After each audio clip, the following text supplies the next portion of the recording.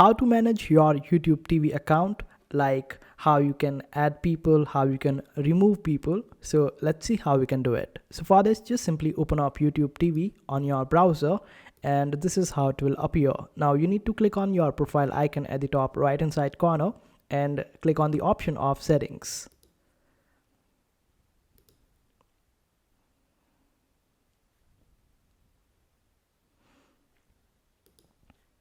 And on your settings, you will be able to find a panel of or a list of different